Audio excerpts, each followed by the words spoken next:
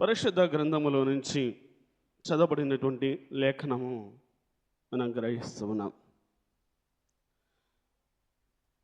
గత 2 వారాలు ఒక సంఘటన పైన వాక్యం వింటూ వచ్చాం. ఒక వ్యక్తి గురించి. ఎవరతను?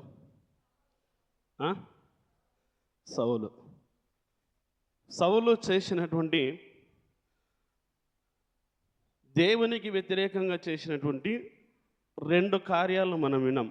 మొదటి వారం ఏం చేసిండు?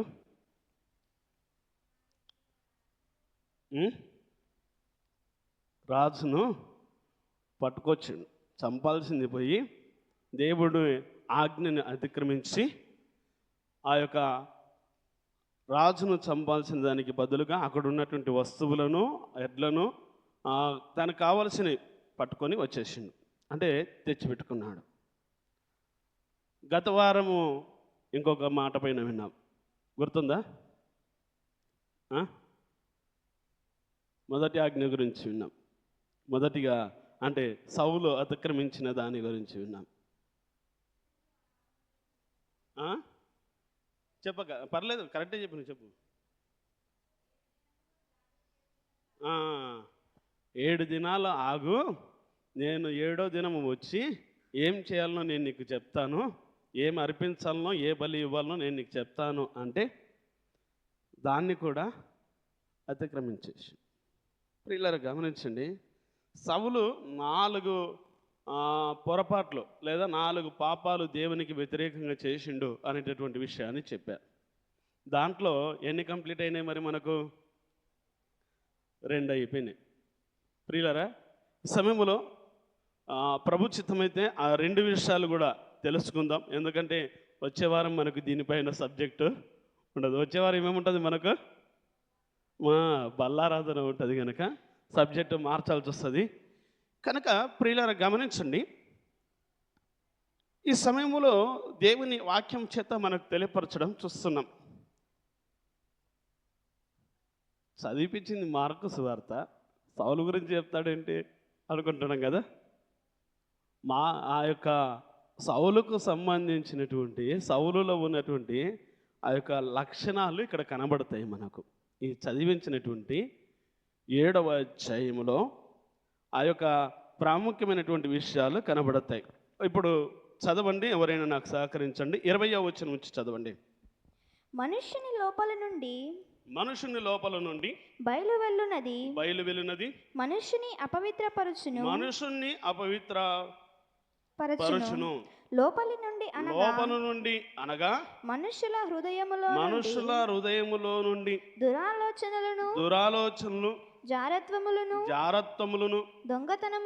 దొంగతనములను, నరహత్యలను, వ్యభిచారములను, లోభములను, చెడుతనములను, కృత్రిమములను, కామ వికారమును, మత్సరమును, దేవదూషణయు, అహంభావమును, అవివేకమును వచ్చును.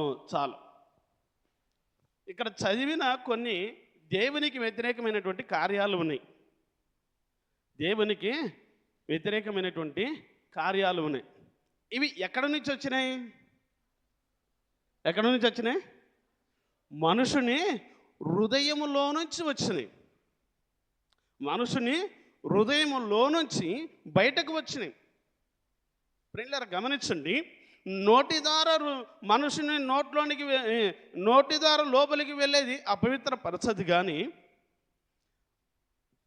లోపల నుండి వచ్చేదే మనిషిని అపవిత్ర పరచును. లోపల నుంచి వచ్చేది అపవిత్రపరుస్తుందా? బయట నుంచి వచ్చేది అపవిత్రపరుస్తుంది? లోపల నుంచి వచ్చేది చాలా అపవిత్రపరుస్తుంది. ఏమిటి ఇక్కడ ఉన్నటువంటి అపవిత్రత అంటే? మొదటిగా మనం చూసినట్టుగైతే ప్రియులారా గమనించండి, 21వ వచనములో చెప్తున్నాడు. చదవండి. లోపల నుండి అనగా మనస్సుల దురాలోచనల నుండి, మనసుల హృదయంలో నుండి దురాలోచనలు వచ్చును. చాలు. ఏమొస్తాయి? మనసుల హృదయంలో నుంచి ఏమొస్తాయి? దురాలోచనలు వస్తూ ఉంటాయి. మనుషుని హృదయంలో నుంచి ఏమిటంటే దేవునికి వ్యతిరేకమైనటువంటి ఆలోచనలు వస్తూ ఉంటాయి. మనుషుని హృదయంలో నుంచి ఏమి వస్తాయంటే దేవుని సంఘమునకు సంబంధించినటువంటి ఆలోచనలు రావు. దేవుని సంఘానికి సంబంధించి ఏమాత్రము కూడా మంచి తనలో లేదు. అమ్మ అక్కడి నుంచి లేచి ఇక్కడ రండి తల్లి, డోర్లో కూర్చోకండి. ప్రియులారా గమనించండి, మనుషుని హృదయంలో నుంచి వచ్చేదంతా కూడా దేవునికిని, దేవుని సన్నిధికిని, దేవుని సేవకునికి, దేవుని ప్రజలకును పూర్తిగా వ్యతిరేకముగా ఉన్నటువంటి ఆలోచనలు వస్తూ ఉంటాయి. ఈ దురాలోచనలు ప్రియులారా గమనించండి, ఏమాత్రము కూడా దేవునికి అనుకూలమైనటువంటివి కానే కావు. దేవునికి అనుకూలమైనవి కావు. ప్రియులారా గమనించండి, మనసుని లోపల దురాలోచనలు వస్తూ ఉంటాయి. ప్రియులారా గమనించండి. అదేవిధంగా మనం గమనించగలిగితే 22వ వచనంలోనికి వచ్చేసేటప్పటికి ఇక్కడ మనకు మాట కనబడుతూ ఉంటుంది. ఏమిటి అంటే చదవండి, 22వ వచనాన్ని మీకు కనబడుతుంది. నరహత్యలను, వ్యభిచారములను, లోభములను, చెడుతనమును, కృత్రిమములను, కామ వికారములను, మత్సరమును, దైవదూషణయు, అహంభావమును, అవివేకమును వచ్చును. ఎక్కడి నుంచి వచ్చినాయి ఇవన్నీ? ఎక్కడి నుంచి వచ్చినాయండి? ప్రియులారా గమనించండి, లోభములు హృదయంలో నుంచి వచ్చినాయి. లోభములు హృదయంలో నుంచి వచ్చినాయి. చెడు తలంపులను, కృత్రిమములను హృదయములో నుంచే వచ్చినాయి. అహంభావమును హృదయములో నుంచే వచ్చింది. అవివేకము హృదయములో నుంచే వచ్చింది. ప్రియులారా గమనించండి, దైవదూషణ కూడా ఎక్కడ నుంచి వచ్చింది? దేవుని నుంచి వచ్చినాయి కాదు. ఎక్కడి నుంచి? దైవదూషణ ఎక్కడి నుంచి వచ్చింది? మనుషుని హృదయములో నుంచి వచ్చింది. అహం అంటది మనిషికి. అహంభావం అన్నమాట ఇక్కడ కనబడుతూ ఉన్నది. అహం అనేది చాలా ప్రమాదకరమైంది. అహం అనేది చాలా భయంకరమైంది.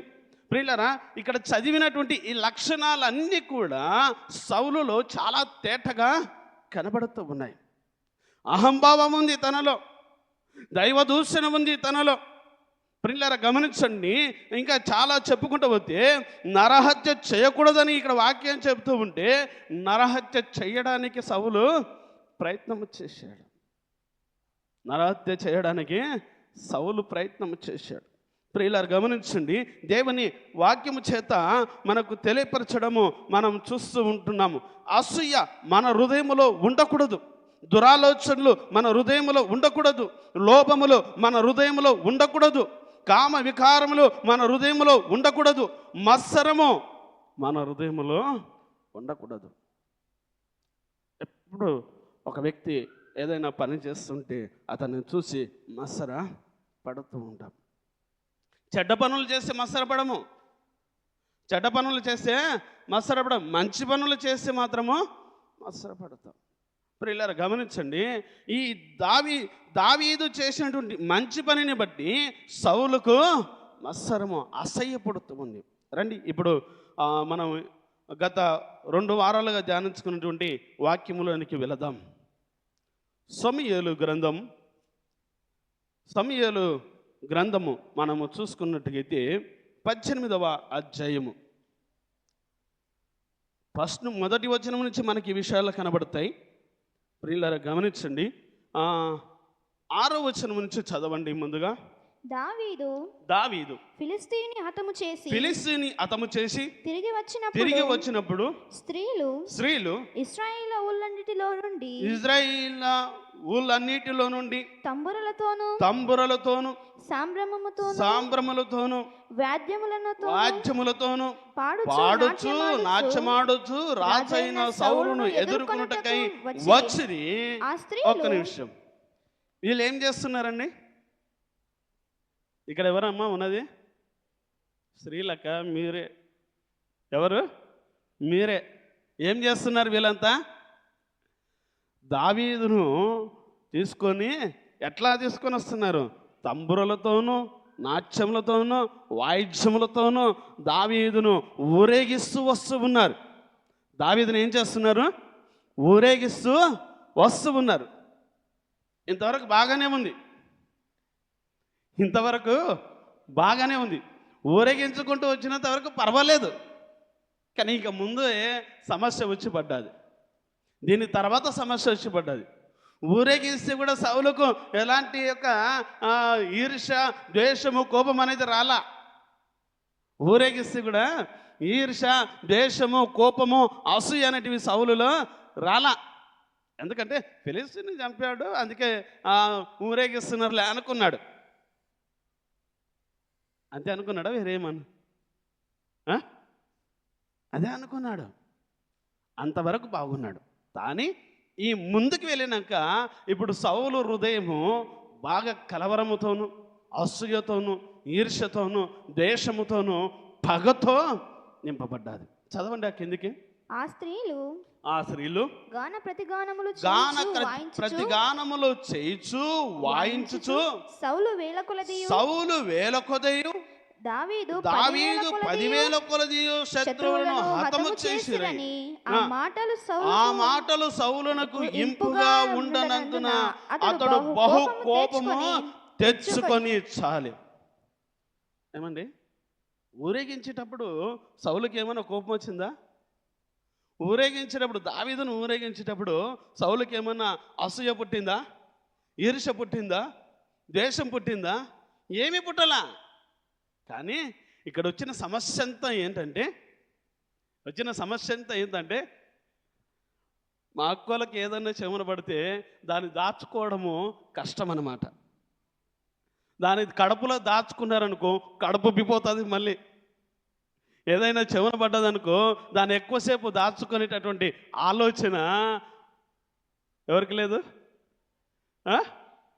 లేదు. ఎవరికండి? చెప్పండి కొంచెం గట్టిగా. స్త్రీలకే. అని మా వాళ్ళకు కూడా ఉంటుందిలేండి, మీరే కాదు. కానీ కాకపోతే మీకు కొంచెం ఎక్కువ ఉంటుంది, మాకు కొంచెము తక్కువ ఉంటుంది. ఒక మాట చెప్తాను నేను ముందు. ఒక స్త్రీ అంట ఇంచుమించు రోజుకు 20,000 పైనే మాట్లాడగలుగుతుందంట. 20,000 మాటలు అంటే 20,000కు పైననే ఒక రోజుకు స్త్రీ 20,000 మాటలు మాట్లాడగలుగుతుందంట. ఏమండి, నిజమా కాదు? అదే పురుషులు వచ్చేసేటప్పటికి ఒక రోజుకు 7,000 లోపు మాట్లాడతారంట. ఎన్ని వేలు తేడా అప్పుడు మీకు మాకు? 13,000 తేడా. నేను ఇంచుమించు చెప్తున్నా, కరెక్ట్ కాదు. వాస్తవానికి స్త్రీలు ఇంకెక్కువ మాట్లాడతారు, కానీ పురుషుడు మాత్రం 7,000 లోపే.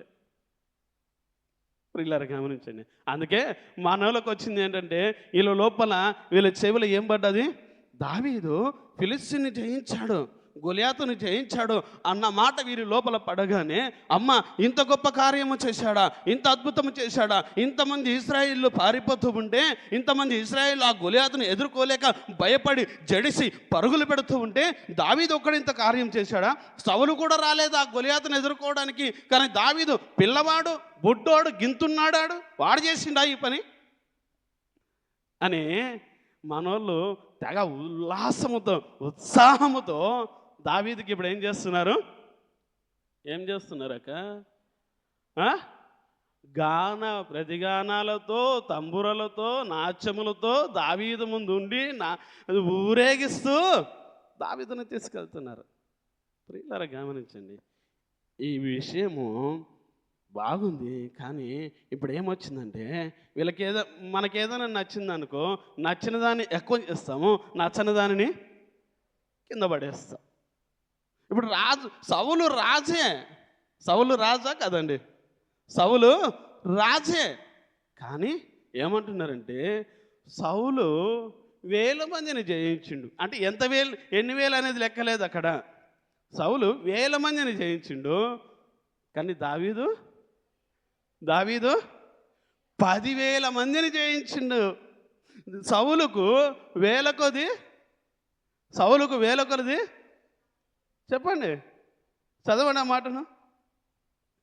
సౌలు వేల కొలదియు ఆ, దావీదు 10,000 కొలదియు శత్రువులను హతము చేసిరని ఆ, ఆ మాటలు సౌలునకు ఇంపుగా నుండనందున ఆ, అతడు బహు కోపము తెచ్చుకొని ఆ. వారు దావీదునకు 10,000 కొలది అనియు ఆ. నాకు 1,000 కొలది అనియు ఆ, స్తుతులు చాలు. పాడిరే. చాలు. ఏమండి, రాజైన సౌలుకేమో వేల కొలదంట, బుడ్డోడైనటువంటి దావీదుకేమో 10,000 కొలది. ఈ మాట వింటే రాజుకి ఇంకా మామూలుగా ఉంటుందా? మామూలుగా ఉంటుందండి? ఇప్పుడు పెరిగింది ఈయన లోపల. ఏం పెరిగింది ఇప్పుడు? ఈర్ష్య పెరిగింది. ఇప్పుడు పెరిగింది ఈయన లోపల. ఏం పెరిగింది? ద్వేషం పెరిగింది. ఇప్పుడు పెరిగింది ఈయన లోపల. ఏం పెరిగింది? అసూయ పెరిగింది. ఇప్పుడు పెరిగింది ఈయన లోపల. ఏం పెరిగింది? కోపం పెరిగింది. ఇప్పుడు పెరిగింది ఈయన లోపల. ఏం పెరిగింది? ఏం పెరిగింది? దావీదును చూడగానే, అసలు దావీదు పేరు ఎత్తగానే సౌలుకి ఏం పెరిగిందంటే విపరీతమైనటువంటి దేశం పెరిగిపోయింది. విపరీతమైనటువంటి దేశం పెరిగిపోయింది. మత్సరముతో నిండుకుపోయాడు. మత్సరం అనే ఒక పదములో దాదాపుగా 3-4 అర్థాలు వస్తాయి. మత్సరం అనే ఒక పదంలో 3-4 అర్థాలు వస్తాయి. కోపం ఉండొచ్చు, ద్వేషం ఉండొచ్చు, అసూయ ఉండొచ్చు, ఈర్ష ఉండొచ్చు. మత్సరం అనేది అందుకే ఉపయోగించబడ్డది. ఇప్పుడు ఈ సౌలుకు ఇవన్నీ పెరిగిపోయి, ప్రియులారా గమనించండి, ఇందాక చదివినటువంటి ఆ 22వ అధ్యాయంలో మొదటిగా ఒక మాట కనబడ్డది. ఏం చేయకూడదని నరహత్య చేయకూడదు అని ఆ 22వ వచనంలో క్లియర్గా కనబడితే, ఇప్పుడు ఈ సౌలన్న ఏం చేస్తున్నాడంటే దావీదు, బుడ్డోడైనటువంటి దావీదును చంపడానికి ఈట దూరుస్తున్నాడు. నాకంటే గొప్ప పేరు వచ్చింది, నాకంటే మంచి పేరు వచ్చింది, నాకంటే ఇదిగో ఇంతమంది చేత ఇతను కొలబడుతూ ఉన్నాడు అని ప్రియులారా గమనించండి. సౌలులో వచ్చినటువంటి ఈ భయంకరమైనటువంటి దురాలోచన, సౌలులో వచ్చినటువంటి ఈ భయంకరమైనటువంటి మత్సరము, సౌలులో వచ్చినటువంటి ఈ భయంకరమైన ద్వేషము, కోపము, అసూయ, మత్సరము, ఈర్ష, కక్షతో రగిలిపోతూ ప్రియులారా గమనించండి, ఈ యొక్క దావీదును చంపడానికి తన చేతిలో ఉన్నటువంటి ఈటెను విసురుతున్నాడు. వాస్తవానికి సౌలును కాపాడింది, సౌలును రక్షించింది దావీదు. ఎవరండి? సౌలును ఎవరు కాపాడిండ్రు? దావీదు రక్షించిండు. తన పరువు పోకుండగా దావీదు కాపాడిండు. తన పరువును నిలబెట్టిండు.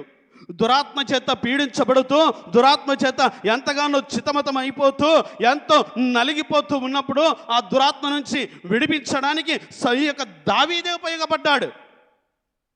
ఈ దురాత్మ నుంచి ఇదిగో అతని ప్రాణాన్ని రక్షించింది, ఆ యొక్క ఫిలిష్తీయుల ముందు తన పరువు పోకుండా కాపాడింది కూడా ఎవరు?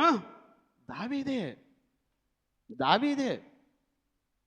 కానీ ప్రాణాన్ని కాపాడిన వ్యక్తిని, పరువును కాపాడిన వ్యక్తిని ఏం చేయాలనుకుంటున్నాడు ఇప్పుడు ఈ మహానుభావుడు? ఏం చేయాలనుకుంటున్నాడు? చంపడానికి ప్రయత్నం చేస్తున్నాడు. వాక్యం చెప్తుంది క్లియర్గా, నరహత్య చేయకూడదన్నది. కానీ ఇతనేం చేయడానికి ప్రయత్నం చేస్తున్నాడు? నరహత్య చేయడానికి ప్రయత్నం చేస్తూ ఉన్నాడు. ప్రియులారా గమనించండి, దేవుని వాక్యము చేత మనకు తెలియపరచడము మనము చూస్తూ ఉంటున్నాం. 10వ వచనము నుంచి చదవండి. మరునాడు దేవుని యొద్ద నుండి దురాత్మ సౌలు మీదికి బలముగా వచ్చినందున అతడు ఇంటిలో ప్రవేశించుచుండగా దావీదు మునుపటిలాగున వీణ చేత పట్టుకొని వాయించెను. ఒకప్పుడు సౌలు చేతిలో ఒక ఈటె ఉండగా దావీదును పొడిచి గోడకు బిగించదని అనుకొని సౌలు ఆ ఈటెను విసిరెను. అయితే అది అది తగలకుండగా దావీదు రెండు మారులు తప్పించుకొని దేవునికి మహిమ కలుగునుగాక, దేవునికి మహిమ కలుగునుగాక. ప్రియులారా గమనించండి, ఈ భయంకరమైనటువంటి సౌలులో ఉన్న ఈ దురాత్మ ఇప్పుడు ఏం చేస్తున్నదంటే నరహత్య చేయడానికి ప్రేరేపిస్తూ ఉన్నది. కోపముతో రగిలింపజేస్తూ ఉంది ఈ దురాత్మ. ఈ యొక్క దురాత్మ ఏం చేస్తుందంటే ప్రియులారా గమనించండి, దేవుని వాక్యానికి, దేవుని యొక్క ఆజ్ఞకు వ్యతిరేకంగా నడవడానికి ఇతనిని పురికొల్పుతూ ఉంది. దేవుని సన్నిధికి వ్యతిరేకంగా నడవడానికి, దేవుని ఆజ్ఞలకు వ్యతిరేకంగా నడవడానికి ఇతన్ని పురికొల్పుతూ ఉంది. ప్రియులారా గమనించండి. అమ్మ డోర్లో ఉన్న వాళ్ళు ఇక్కడ ఉంటారు, ఈ పక్కన ప్లేస్ ఖాళీ ఉన్నది కదా, మీరు కూడా లేవాలమ్మా. డోర్లో ఉన్న వాళ్ళు లేవాలి. మీరు ఈ పక్కన ఖాళీ ఉంది కదా ప్లేస్, లేవాలి. అక్కడ మీరు వచ్చి అక్క మీరు కూడా ఇక్కడ రావాలి. ప్రియులారా గమనించండి, దేవుని వాక్యం చేత మనకు తెలియపరచడం చూస్తూ ఉన్నాం. దేవుని వాక్యం చేత మనతో మాట్లాడడం చూస్తున్నాం. దేవునికి నచ్చని కార్యము ఇది, మూడవ కార్యము చేయడానికి, మూడవ పాపము చేయడానికి ఈ సౌలు పూనుకుంటున్నాడు. మంచి చెప్తే, మంచి చేస్తే ఓర్చుకోలేడు. ఇతను ఏం చేశాడు? నీ చెడు పని చేశాడా? దావీదేమైనా చెడుగా నడుచుకున్నాడా? దావీదేమైనా వాక్యానికి విరుద్ధంగా నడుచుకున్నాడా? పోనీ సౌలుకి ఏమైనా విరుద్ధంగా నడుచుకున్నాడా? రాజుకి ఏమైనా విరుద్ధంగా నడుచుకున్నాడా?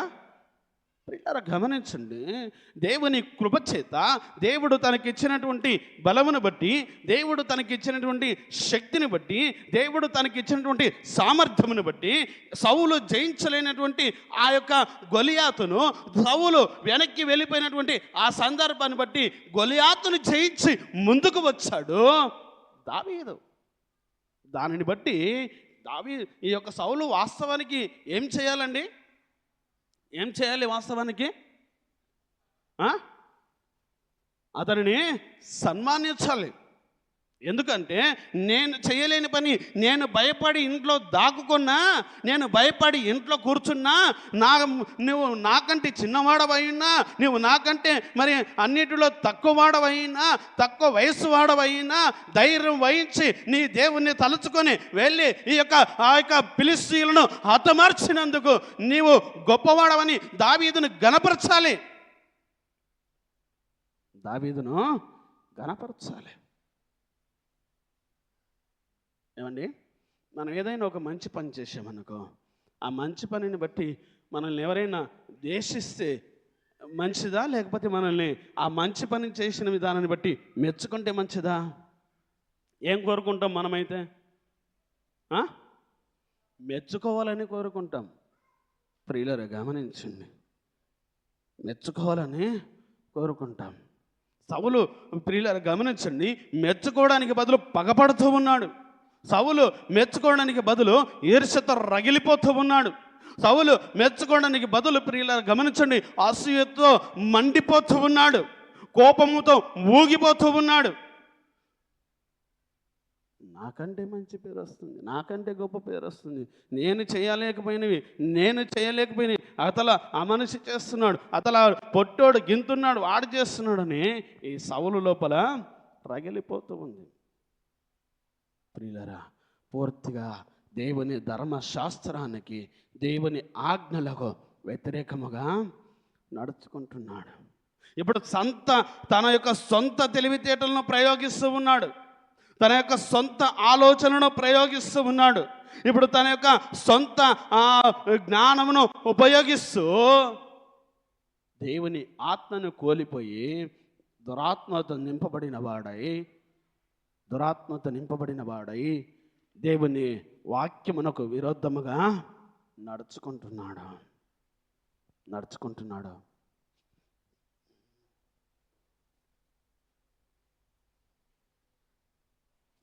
ప్రియులారా గమనించండి, అయినా సరే దావీదు నోట సౌలుపై ఎలాంటి మాట రాలా.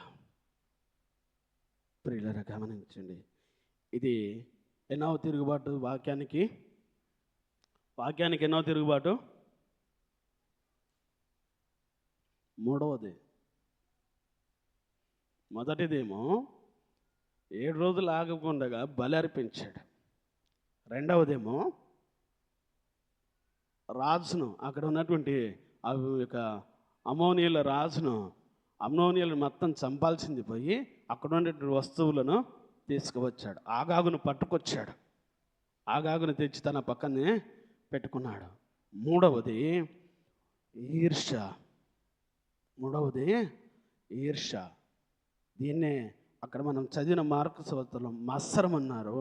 ఈ మత్సరములో ఏమున్నాయంటే ఈర్ష, కోపము, ద్వేషము, అసూయ, ఇన్ని ఇమ్మడున్నాయి. తర్వాత అహంభావము అంటే తనను తాను హెచ్చించుకోవడం. నేనే గొప్ప, నేను చెప్పిందే వేదం, నా మాటే శాసనం. అంతే. ఇంకా నా మాటకు తిరుగు లేదు. నా మాటకి ఇంకెవరు అడ్డం మాట్లాడకూడదు. నేను కూర్చోవంటే కూర్చోవాలా, లేవంటే లేవాలా, అంతే. ప్రియులారా గమనించండి, ఎట్లాంటి భయంకరమైనటువంటి ఆలోచనలు ఇతనిలోనికి వచ్చాయి. ఇంకొక మాట మనం చూసుకొని ముగించేసుకుందాం రండి. ఇదే సమూయేలు మొదటి గ్రంథమే. దేనికంటే ముందు ఒకసారి మార్కు సువార్త 7వ అధ్యాయంలో ఆ మాట మనం చదువుకొని ఇక్కడికి వస్తాం. 7వ అధ్యాయంలో ఇందాక మనం చదివినాము కదా, 22వ వచనం చదవండి. నరహత్యలు, వ్యభిచారములను, లోభములను, చెడుతనములను, కృత్యములను, కామ వికారమును, మత్సరమును, దేవదూషణ. చాలు. ఏమిటి ఇక్కడ? ఏమిటి వచ్చింది? దైవదూషణ ఇక్కడ ఇతనిలో కనబడుతూ ఉన్నది. ప్రియులారా గమనించండి, కనబడుతుందా లేదా? దైవదూషణ చేసిండా లేదా? రండి. 28వ అధ్యాయం మొదటి సమూయేలు గ్రంథం 28వ అధ్యాయం మనం చూసుకున్నట్టుగైతే చాలా ప్రాముఖ్యమైనటువంటి విషయాలు కనబడతాయి. మనము మొన్న వారం చూసుకున్నాం. అక్కడ సమూయేలుతో బలులు అర్పించడానికి ఏమి తీసుకొచ్చామంటే, ప్రియులారా గమనించండి, నీ దేవుడు ఏమన్నాడు? మన దేవుడు అన్నాడా, నీ దేవుడు అన్నాడా? నీ దేవుడు అంటే ఇప్పుడు అతను ఏమైపోయిండు? దేవుని నుంచి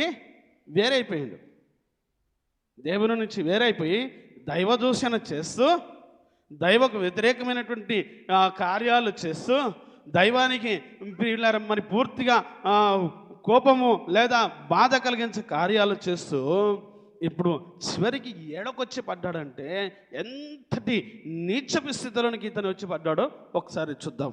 ఈ సౌలన్న 28వ అధ్యాయం మొదటి సమూయేలు గ్రంథం 9వ వచనాన్ని చదవండి. ఆ స్త్రీ, ఇదిగో సౌలు చేసినది నీకు తెలిసినది కదా, కర్ణపిశాచము గలవారిని చిల్లంగి వారిని అతడు దేశములో ఉండకుండగా నిర్మాణము చేసెను కదా, నీవు నా ప్రాణము కొరకు ఉరియొగ్గి నాకు మరణమేల రప్పింతు అని అతనితో అనెను. చాలు, ఒక్క నిమిషం. ఇక్కడ ఒక స్త్రీ మాట్లాడుతున్నది. అయ్యా, ఇదిగో కర్ణపిశాచం గల వారిని చంపమని సౌలు చెప్పాడు. ఎక్కడ చెప్పాడు? ఇదే అధ్యాయం 3వ వచనంలో చెప్పాడు. 3వ వచనంలో ఈ కర్ణపిశాచం గల వారిని, ఇంకా చిల్లంగి వారిని అంటే శోధి చెప్పేవారిని చంపేయమని చెప్పేశాడు, వెలివేసేయమని చెప్పేశాడు అని ఆమె చెప్తుంది. అయితే ఇప్పుడు ఇతనేం చేస్తున్నాడు? అదే కర్ణపిశాచం కలిగిన వ్యక్తి దగ్గరికి వెళుతున్నాడు.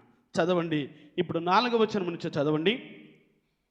ఫిలిస్తీయులు దండెత్తి వచ్చి ఆ, షునేములో దిగగా ఆ, సౌలు ఇశ్రాయేలీయులందరినీ సమకూర్చెను. ఆ. వారు గిబ్బోవలో దిగిరి. సౌలు 7వ వచనం చదవండి. అప్పుడు సౌలు, అప్పుడు సౌలు, నా కొరకు మీరు నా కొరకు మీరు కర్ణ పిశాచము గల యొక్క కర్ణ స్త్రీని పిశాచము కనుగొనుడి. గల ఒక స్త్రీని కనుగొనుడి, నేను నేను పోయి దాని దాని చేత విచారణ చేతునని తన సేవకులకు ఆజ్ఞేయగా వారు చిత్తము ఎర్దోనులో ఆ, కర్ణ పిశాచము గల కర్ణ ఒకటి ఉన్నదని పిశాచము గల గల ఒకటి ఒకటి ఉన్నదని ఉన్నదని అతనితో చెప్పిరి. చెప్పిరి. కర్ణ పిశాచం అంటే ఏంటండి? పిశాచం అంటే ఏంటి? ఏమనరండి? మనకు అలవాటే అవి చెప్పించుకోవడం. పేరుకు క్రైస్తవులమే కానీ అక్కడికి వెళ్ళకుండా ఉండలేం, అవి చేయకుండా ఉండలేం. ప్రియులారా గమనించండి,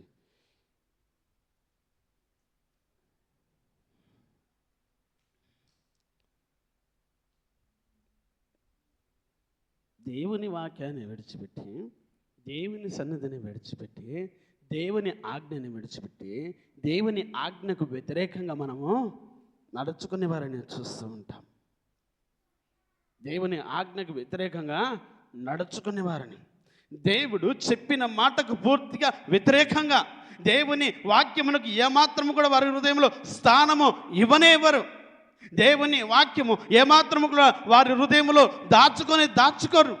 ఆ వాక్యమునకు ఏమాత్రము కూడా విలువ ఇవ్వరు. అసలు ఏమి చేస్తారంటే ప్రియులారా గమనించండి, ఇతను ఎక్కడికి వెళ్ళాడు? ఈ సౌలు ఎక్కడికి వెళ్ళాడు? కర్ణ పిశాచము కలిగినటువంటి, ఈ పేరులోనే ఉంది, మీరు గమనించండి, కర్ణ పిశాచము. కొంతమంది మీరు టీవీలో, వాట్సాప్లో, లేదా మీరు కొంత ప్రత్యక్షంగా కూడా చూసి ఉండవచ్చు. కొన్ని పుర్రెలు ముందర పెట్టుకొని, మనిషి పుర్రెలు తలలో, లేకపోతే చేతుల వెముకలు, కాళ్ళ వెముకలు ముందర పెట్టుకొని వాటి ముందు కూర్చొని ముగ్గులు వేసి వాటి ముందు కూర్చొని అక్కడ రకరకాలైనటువంటి వస్తువులు చల్లి దానిపైన ఆ మధ్యలో ఒక వస్తువు లేదా ఒక వ్యక్తిను కూర్చోబెట్టి వారిపైన ప్రయోగాలు చేస్తూ ఉంటారు. దానినే మన భాషల్లో చెప్పాలంటే ఏమంటారు? ఏమంటారు? క్షుద్ర పూజలు.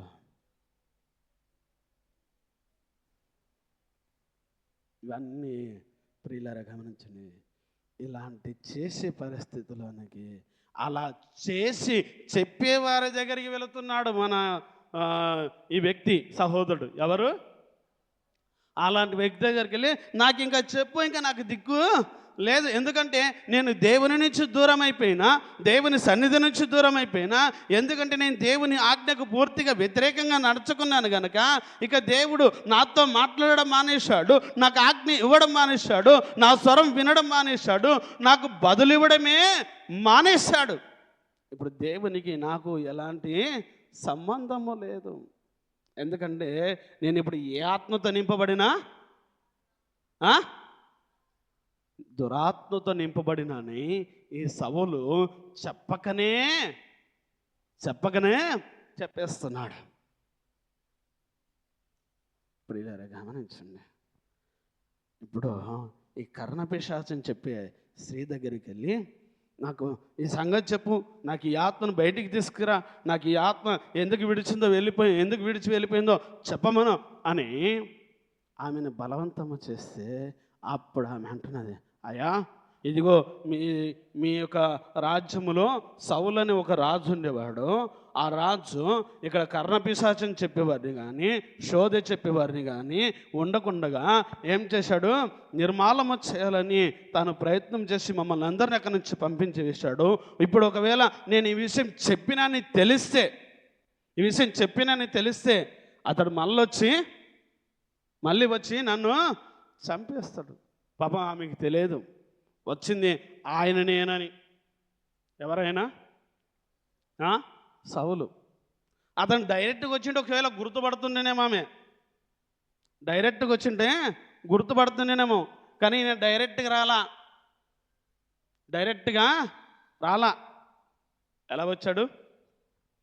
ఎలా వచ్చాడండి? 8వ వచనం చదవండి. కాబట్టి సౌలు మారువేషము ధరించి వేరే బట్టలు తొడుక్కొని 2 మనుషులను వెంట పెట్టుకొని పోయి రాత్రి వేళ ఆ స్త్రీ యొద్దకు వచ్చి చాలు. ఎలా వచ్చాడంటే ఇతను డైరెక్ట్గా తను ఉన్నట్టుగా వచ్చిండా? ఏమండి, ఉన్నట్టుగా వచ్చిండా? మారువేషం వేసుకున్నాడు, రాజ వస్త్రాలు తీసి వేరే వస్త్రాలు ధరించుకున్నాడు. వేరే వస్త్రాలు ధరించుకొని మళ్ళీ తనకు లెఫ్ట్ హ్యాండ్ రైట్ హ్యాండ్, ఏమండి, తనకు 2 వ్యక్తులు ప్రత్యేకంగా లెఫ్ట్ హ్యాండ్ రైట్ హ్యాండ్ 2 వ్యక్తులను వెంట పెట్టుకొని మరి వచ్చిండు. ఉన్నారా? కనిపించిండ్రా? ఉన్నదా లేదా? 8వ వచనంలో 2 వ్యక్తులను వెంట పెట్టుకొని వచ్చి, ఇప్పుడు నాకు సోది చెప్పు, నాకు ఎందుకు ఈ శిక్ష కలిగిందో చెప్పంటే, ఆమె అప్పుడు ఆ భయపడిన తర్వాత అతనితో మాట్లాడిన తర్వాత అప్పుడు అక్కడ ఉన్న తన యొక్క శక్తి కొలది దాన్ని ఉపయోగించి ఒక ఆత్మను అక్కడ నుంచి పైకి లేపింది. ఎవరి ఆత్మ?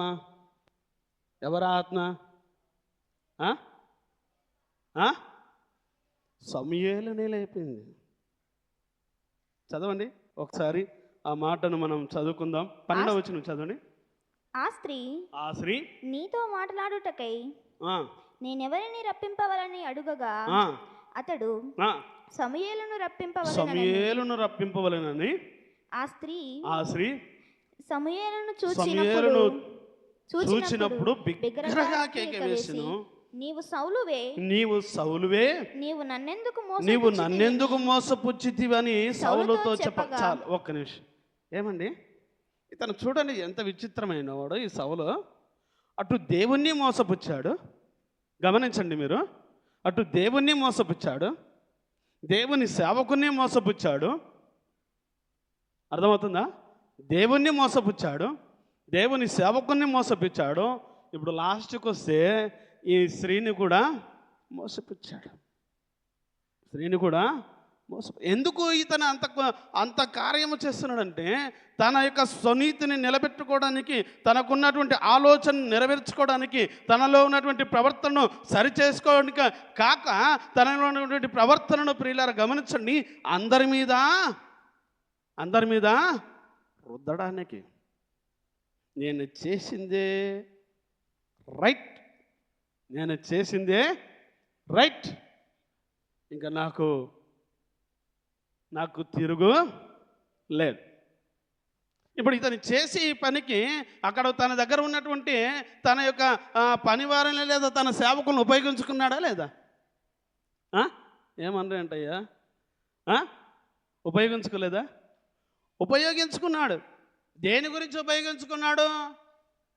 దేవునికి వ్యతిరేకమైన కార్యం ఇది, దేవునికి ఆయాస పుట్టించే కార్యం ఇది. ఏమిటా కార్యము? కర్ణపిశాచం. జ్యోతిష్కాలు మనకు బాగా అలవాటు. ఏమండి, జ్యోతిష్కాలు మనకు బాగా అలవాటు. దేవుని వాక్యం మనకు అవసరంలా, నేను మొన్న గత వారం చెప్పా, దేనికి వాడుకుంటాం జ్యోతిష్కులను? దేనికి వాడుకుంటాం? ఇల్లు పునాది వేసినది మొదలు పెడితే, చెప్పండి, పునాది వేసినది మొదలు పెడితే గృహప్రవేశం చేసినంత వరకు. గృహప్రవేశం చేసినాక కూడా మన వాళ్ళు కొందరు ఉంటారు, ఏమిటి, ఏ కొబ్బరికాయనో లేదా ఏమంటుంది, ఏ బూడిద గుమ్మడికాయనో లేదా ఏమంటారు అది పెట్టుకున్నది చూడమ్మా, కలబంద చట్టం తెచ్చి ఒక మూలన కట్టుకుంటారు. ఉన్నారా లేదా ఇలాంటి వాళ్ళ? ఉన్నారు. అవి మనకు జ్యోతిష్కాలు.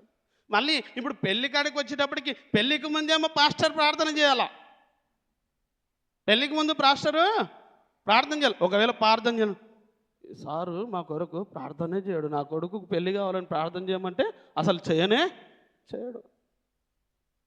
మా అమ్మాయికి పెళ్లి కావాలంటే ప్రార్థనే చేయడు, మా అమ్మాయికి పిల్లలు పుట్టాలంటే ప్రార్థనే చేయడు అని అంటాం. ప్రియులారా గమనించండి, తీరా ఈ పెళ్ళి కాస్త కుదిరినాక మళ్ళీ ఎక్కడికి వెళ్తాము? ఎక్కడికి చెప్పండి, మనకు బాగా తెలిసిందే. ఆ అయ్యగారి దగ్గరికే వెళ్ళాలా, మళ్ళా అయ్యగారే ముహూర్తం పెట్టాలా, అయ్యగారే పెళ్లి డేట్ ఫిక్స్ చేయాలా, అయ్యగారే టైము ఫిక్స్ చేయాల. ఇప్పుడు వాక్యము లేదు, దేవుని సన్నిధి లేదు, ఇవన్నీ రాసుకొచ్చి మనం ఏం చేస్తాం? ఇదిగో ఇది మేము అనుకున్న డేటు, పాస్టర్ గారు మేము ఈ డేటుకు అనుకున్నాము, ఈ డేటు పెళ్లి పెట్టుకున్నా, నువ్వు వచ్చి ఆడ ఒక అధ్యక్షత వహించు. నీకు ఇంకా మాట్లాడే అవకాశం లేదు. ఏమండి, మళ్ళీ పిల్లలు పుట్టే కాడికి వచ్చేటప్పటికి మొదటి నుంచేమో పిల్లల కొరకు ఎవరు చేయాలా? ఏం చేయాలి చెప్పండి? ప్రార్థన చేయాలా. ఆ పుట్టిన తర్వాత మళ్ళీ ఏం చేయాలా? ఏ నక్షత్రములో పుట్టిండో, ఏ గడియాలో పుట్టిండో, ఏ సమయంలో పుట్టిండో, ఏ మరి ఏమంటారు ఏ క్షణములో పుట్టిండో, అవన్నీ కూడా మళ్ళీ మనము రాసుకొని మళ్ళీ ఎక్కడికి? మళ్ళీ అదే గారి దగ్గరికి మళ్ళీ అక్కడికి వెళ్ళి మళ్ళీ ఈ ముందర పెట్టాలి. ప్రియులారా గమనించండి, ఈ లక్షణాలన్నీ కూడా ఎడగనబడుతున్నాయి మనకు, ఎడగనబడుతున్నాయి సౌలన్నతో కనబడుతున్నాయి. సౌలన్నతో ఈ లక్షణాలన్నీ కూడా కనబడుతూ ఉన్నాయి. ప్రియులారా గమనించండి, అయితే దేవుని కృపచేత, దేవుని ఆత్మతో నింపబడినటువంటి వ్యక్తి గనక దావీదు దేవునికి వ్యతిరేకమైనటువంటి కార్యాలు చేయాల. నరహత్య చేయకూడదంటే నరహత్య చేయాల. దావీదు చేతికి చాలా అద్భుతంగా సౌలు దొరికాడు. మరి 24వ అధ్యాయం చదివితే కనిపిస్తుంది, దావీదు చేతికి సౌలు దొరికితే కూడా అతన్ని ఏమీ చేయకుండా అతని వస్త్రపు చింగు మాత్రమే తీసుకువెళ్ళిపోయాడు. ఎందుకంటే నీవు దొరికినా నేను నిన్ను విడిచిపెట్టాను. ఎందుకు నేను నిన్ను విడిచిపెట్టానంటే నా దేవుడు నిన్ను అభిషేకించాడు కనుక, నా దేవుడు అభిషేకించినటువంటి వ్యక్తిని నేను ఎలా చంపను, నేను ఎలా వ్యతిరేకించను, నేను ఎలా నా దేవుడు అభిషేకించినటువంటి వ్యక్తికి ఎలా వ్యతిరేకంగా నేను నడుచుకోగలను అని ఈ దావీదు, ప్రియులారా గమనించండి, ఎంతో అద్భుతమైనటువంటి మనస్సు కలిగి, అద్భుతమైనటువంటి నడిపింపు కలిగి నరహత్య చేయాలా, కక్ష పెట్టుకోవాలా, ఈర్ష పెట్టుకోవాలా, కాకపోతే నిజాన్ని నిబ్బరంగా కలిగిన వ్యక్తి, అన్నిటినీ రుజువు చేయగలిగిన వ్యక్తి, దేవుని మనస్సు కలిగిన వ్యక్తి. ఒక మాటలు చెప్పాలంటే, ఆ మాట నేను కాదు, ఆ మాట 13వ అధ్యాయంలో మనం చూసుకున్నాం. దేవుని మనస్సు కలిగాడు. 13వ అధ్యాయం 14వ వచనం చదవండి. యెహోవా తన చిత్తానుసారమైన మనసు గల ఒక్కని కనుగొని ఉన్నాడు. నీకు ఆజ్ఞాపించిన దాన్ని నీవు గైకొనపోతివి గనుక యెహోవా తన జనుల మీద అతనిని అధిపతిగా నియమించును. ఇక నీ రాజ్యము ఉండదు. తనకు అనుకూలమైనటువంటి మనసు కలిగిన ఒక వ్యక్తి ఉన్నాడు, అతను ఏర్పాటు చేసుకున్నాడు కనుక ఇక రాజ్యం అతనికి అప్పగించబడుతుంది అనేటటువంటి విషయాన్ని తెలియపరచడం మనం చూస్తున్నాం పిల్లరా. కనుక మనందరము కూడా ఒకవేళ ఇలాంటి సౌలులో ఉన్నటువంటి ఆలోచనలు మనలో ఉంటే, సౌలులో ఉన్నటువంటి దురాత్మ మనలో ఉంటే, సౌలులో ఉన్నటువంటి వాక్య వ్యతిరేకమైన కార్యాలు, లేదా దేవుని సన్నిధికి వ్యతిరేకమైన కార్యాలు, దేవుని ప్రజలకు వ్యతిరేకమైన కార్యాలు, దేవుని సేవకునికి వ్యతిరేకమైన కార్యాలు మనలో ఉంటే వాటిని ఎక్కడి నుంచైనా ఒప్పుకొని మనందరం కూడా విడిచిపెట్టాలి. ఎందుకంటే అలా విడిచిపెట్టినప్పుడే దేవుని మార్గంలో మనము నడిచేవారముగా ఉంటాం, దేవుని వాక్యానికి అనుకూలంగా నడిచేవారముగా ఉంటాం. కనుక ప్రియులరా, దేవుని వాక్యం చేత మనకు తెలియపరచడం చూస్తున్నాము. ఇక నుంచి వాక్యం విన్నాం. సౌలులో ఎన్ని లక్షణాలు విన్నాం మనం ఇప్పటికీ? ఏమిటి ఏమిటి ఒకసారి చెప్పండి, గట్టిగా చెప్పండి అక్క. 7 దినములు ఆగలేదు, బలులు అర్పించేసిండు. ఇంకా ఏమైంది? ఆగాగును వారి ప్రజలందరిని చంపమంటే ఆగాగునే పట్టుకొచ్చిండు. మూడోది ఈర్ష, కోపము, దేశము, అసూయతో రగిలిపోయిండు, నరహత్య చేయడానికి ప్రయత్నించిండు. నాలుగవది కర్ణపిశాచం. ఇవన్నీ కూడా దేవునికి వ్యతిరేకమైనటువంటి కార్యాలు. ఇవన్నీ కూడా దేవునికి వ్యతిరేకమైన కార్యాలు. కనుక ఇలాంటివి ఇంకా మనలో ఎవరిలోనైనా వాటిని ఇప్పుడే తొలగించుకొని ప్రభు సన్నిధిలో మోకరించి ప్రార్థన చేసుకుందాం. ప్రభువా, నిజమే ఇలాంటి లక్షణాలు నాలో ఉన్నాయి, క్షమించు అని ప్రభు సన్నిధిలో ప్రార్థన చేసుకుందాం. దేవుడి కొద్ది వాక్యమును దీవించి ఆశీర్వదించునుగాక. ప్రార్థన చేసుకుందాం. మోకరించి ప్రభు సన్నిధిలో ప్రార్థన చేసుకుందాం. దేవుని దగ్గర మోకాళ్ళు ఉంచుదామండి. సౌలుకు ఉన్నటువంటి దురాత్మ ఉన్నదా? సౌలు లెక్క తిరుగుబాటు తత్వం ఉన్నదా? సౌలుకు మొదటిగా అన్నాడు, దేవుని సేవకుడు చెప్పాడు, నువ్వు వెళ్ళు, ఫలానా స్థలంలో ఉండు, 7 దినములు నువ్వు అక్కడ ఉన్న తర్వాత 7వ దినం వచ్చి ఏ బలి అర్పించాలో నేను చెప్తా అన్నాడు. సౌలు సేవకుని లెక్క చేయలేదా? సేవకునికి వ్యతిరేకంగా నేనే బలి అర్పిస్తానే బలి అర్పించేశాడు. అలాంటి స్వభావం ఉందా? సేవకునికి వ్యతిరేకమైనటువంటి కార్యాలు చేస్తూ సేవకుని నిలబడాల్సిన స్థానములో, సేవకుడు ఉండాల్సిన స్థలమును నీవు కోరుకుంటున్నావా? దేవుడు ఆగాగును చంపమన్నాడు, తన ప్రజలను హతము చేయమన్నాడు. దేవునికి వ్యతిరేకమైన కార్యాలు చంపమంటే వాటిని చంపకుండా నీలో దాచిపెట్టుకున్నావా? దేవుడు నరహత్య చేయొద్దన్నాడు, మత్సరపడొద్దన్నాడు. మత్సరపడుతూ నరహత్య చేయడానికి అనగా నీ మనసుతోనే నీవు అతను నాకు వ్యతిరేకంగా మాట్లాడుతున్నాడు, ఆవిడ నాకు వ్యతిరేకంగా మాట్లాడుతుంది, అతనిని పట్టుకొని కూడది బాగుండే, చంపుది బాగుండే అన్న ఆలోచనలు నీ మనసులో వస్తున్నాయా? ప్రియ సహోదరి సహోదరుడా, దేవుని వాక్యం అంటున్నది విగ్రహారాధన చేయొద్దు, దైవదూషణ చేయొద్దు అన్నది. అలాంటి పనులు చేయడానికి ప్రయత్నం చేస్తున్నావా? ఎప్పుడైనా ప్రభు దగ్గర ఒప్పుకొని విడిచిపెడదాం, కళ్ళు మూసుకుందాం. ప్రేరేపించబడిన వారు ఒక్కరు ప్రార్థన చేయండి. చెప్పబడిన వాక్యం నిమిత్తం ప్రేరేపించబడిన వారు ఒక్కరు ప్రార్థన చేయండి. స్తుతులు స్తోత్రం లేసా. ప్రభా నాయన తండ్రి, నాయన తండ్రి, ఈ యొక్క సంధిలో ప్రభా ఇంతవరకు నీ యొక్క కీర్తనలో పాటలతో ప్రభా నీ స్తుతించి ఆరాధించిన విధానాన్ని బట్టి కూడా నీకే వేలాది వందనాలు, స్తుతులు స్తోత్రం లేసా.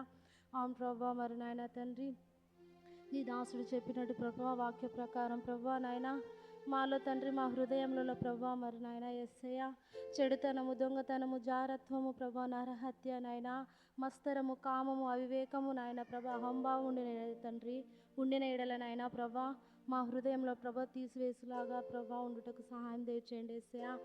ప్రభా తండ్రి నాయన నీవే నిజమైన దేవుడు అని గుర్తెరుగు ప్రభా, నీవే మా సొంత రక్షణగా గుర్తించుకొని ప్రభా విశ్వాసంతో మేము జీవించేలాగా మాకు సాయం దయచేయండి యేసయ్య. ప్రభు నాయన తండ్రి, సౌలు ప్రభా నాయన నీ యొక్క ఆజ్ఞలను అతిక్రమించి ప్రభా జీవించాడేసయ్య. ప్రభా మేము అలాగే ఉండకుండా ప్రభా నీ ఆజ్ఞలను గైకొని ప్రభా జీవించే భాగ్యం మాకు దయచేస్తారని యేసుక్రీస్తు ప్రభు నామమున వేడుకుంటున్నాను నా తండ్రి, ఆమేన్. మంచిదండి. ప్రార్థించిన సహోదరికి ప్రభుపేట వందనాలు. ఈ సమయం